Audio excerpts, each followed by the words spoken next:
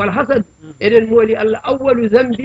ما ننكوني أروان بكات أتي الله به في السماء أروان بكات ما الله هو فرات أسمان فهاتداغا وأول ذنب أتي به في الأرض أروان بكات ما الله هو فرات ليل فهاتداغا فحسد إبليس آدم إبليس هاوني ما آدم مكوت أسمان وقابل هابيل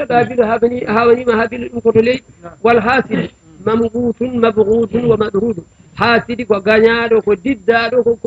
كتكنادو الله وملعون ككدادو قال بعض الحكماء يوغي أنو بي بارز الحاسد ربه من 5 أوجه حاسدنا هباي جوم جيس جوي أولها أنه أبغض كل نعمة ظهرت على غيره أروان دي يسو فوق أمو كو أني كلا نيمة فينجو إتنا مكو دوني حاسد الله موتينا نتو تنا أنغانا كو الله موتينا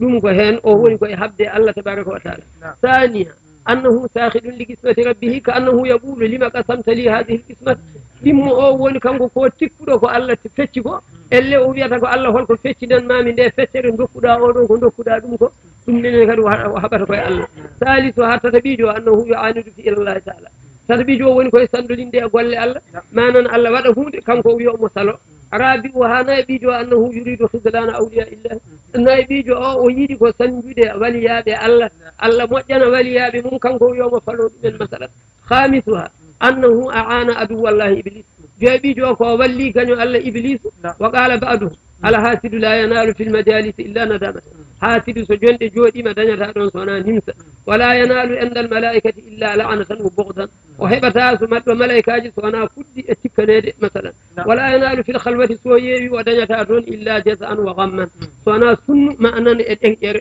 ولا ينال في الآخرة إلا حسنا واحترادا وهبتا ستلاخر سونا سن سند أجيمون ولا ينال من الله إلا بعدا ومقتا وهبتا الله سونا ودنا دي أنيد مثلا إذن مولي الله هذا